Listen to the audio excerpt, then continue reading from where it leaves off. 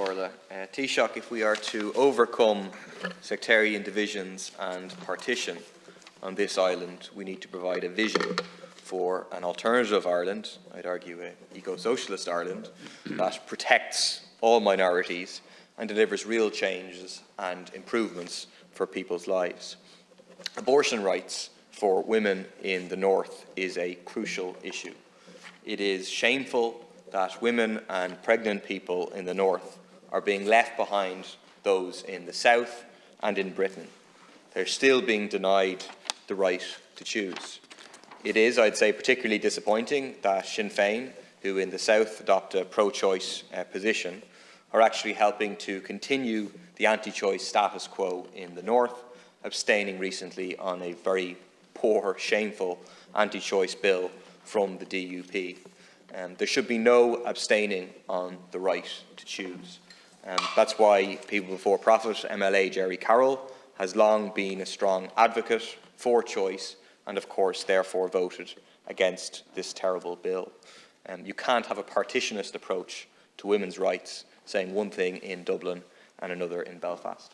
First of all, again, I thank the deputies for the questions that they've raised, and in relation to Deputy Murphy, I take the point. I would like to think that the National Women's Council have formed an all-Ireland women's forum, and that could become a good forum and channel for discussing and debating the issues that you've identified. I can't comment on Sinn Féin having a dual approach. It's not new. Well, you're doing a lot of issues, north and south, but we haven't time to go into it here. Deputy, we hope to end it. Look, you could have ended a long time ago with COVID certificates, but you choose not to. But I think you might have changed last night after a long period, but hopefully. But I think the point has been well made by Deputy Murphy. So, in terms of Deputy O'Mara-Cools, I just want to say about the Citizens' Assembly.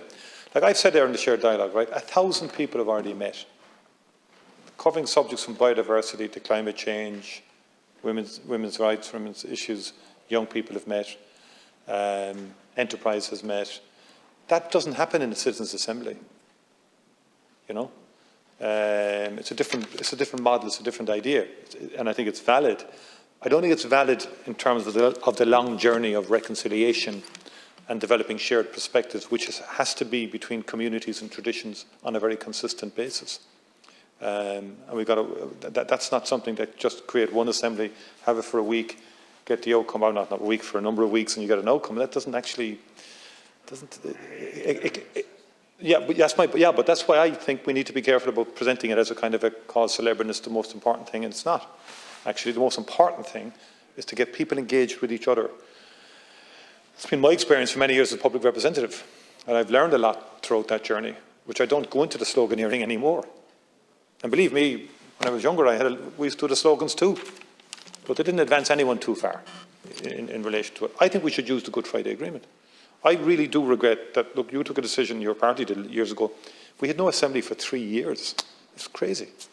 You know, we should utilise the Good Friday Agreement institutions to the full. And within the Good Friday Agreement, the constitutional position is provided for in terms of how that advances. But before we get there, you know, there's a lot of work has to be done, and there's a lot of engagement required. You know, Deputy Haughey raised issues in terms of the Shared Island dialogue. You know, civic unionism has participated. Political unionism actually is not against it, but are not participating up front in terms of it. But they do appreciate the investment that's coming with the Shared Island initiative.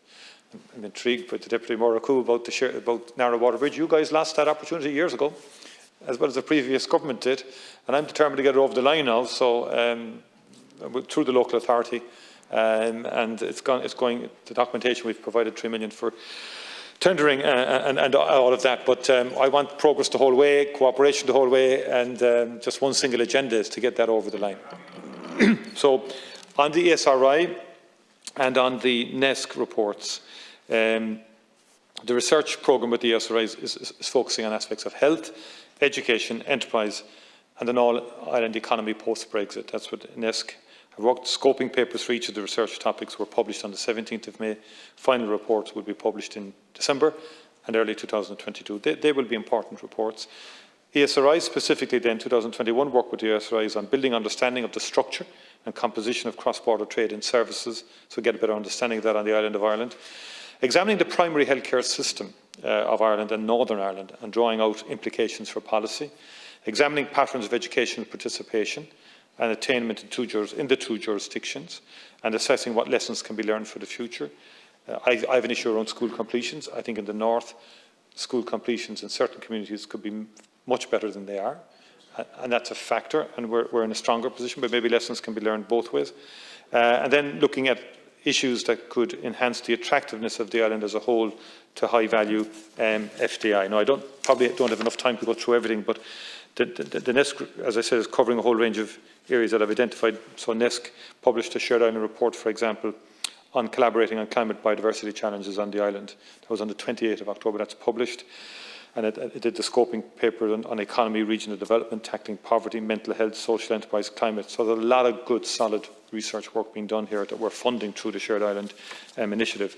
On a much bigger scale then, we've provided 40 million for research between the third level institutions, north and south. We will fund it all, but we want equal collaboration between north and south, third level institutions on matters of mutual interest, if you like, to the benefit of the island.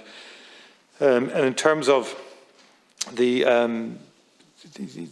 young people, I think Deputy Haughey raised that point. That's very important, that young people in the Republic get engaged in the debate about the future of the island.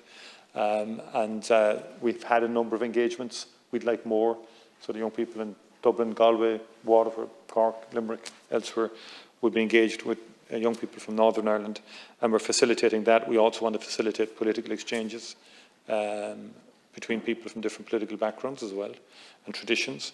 Some of those would be Chatham House rules, back to an area, because I think I engaged in those back in the early 90s. They were very, very valuable, where politicians could feel safe and secure to come into an environment and have a weekend of engagement without anybody publicly commenting on what was said.